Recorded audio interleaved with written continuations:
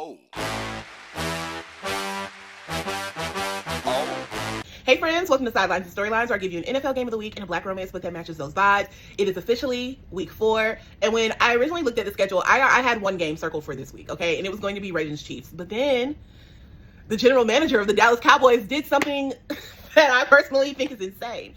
Because you know what? You're not supposed to trade generational talents for a player and 2 sticks of gum. And it really feels like that is what Jerry Jones did when he traded defensive end Micah Parsons to the Green Bay Packers.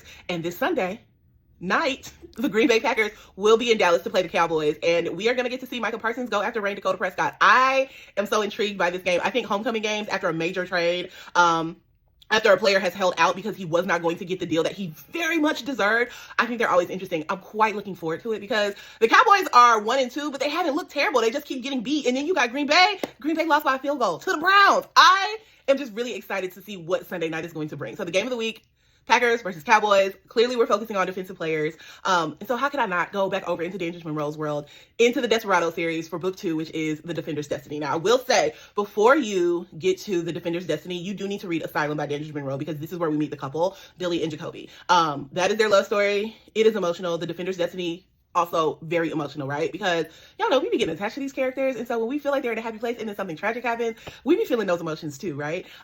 Trigger warning, this book does touch very heavy on miscarriage and loss of child. So just, protect yourself as you're going into it. It was very emotional. I did not expect to feel as many emotions as I was reading this book, including anger. And I felt like for the majority of this book, I was so mad at Jacoby. Like, he disappointed me a little bit. He did. He got it together. He did get it together. But like the first half of the book, I was like, you pissing me off. Billy is still the baddest bitch walking. She is over there going through it, dealing with her emotions, and you just aren't there. Don't piss me off.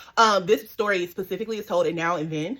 So, which is crazy because some of the times you're reading the book, like every chapter, sometimes it felt like you were left on a cliffhanger until you got back to that POV and into the present again.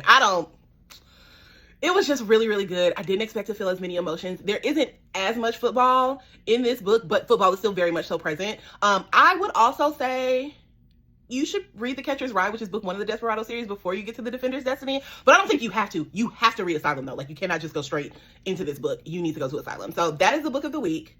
Who is going to win between the Packers and the Cowboys? I'm going to say Green Bay is going to win. I think that they are going to feel away about the way that they lost last week. And also, I don't think Micah is going to let them breathe. I think that Green Bay is going to really let him go full force this week. And he's going to have a welcome back to Dallas party. So Green Bay is going to beat the Cowboys on Sunday night. Quick little fantasy update. In one of my leagues, I'm now 1-2, just like my Falcons. In the other league, it don't matter. All right. Have a good day.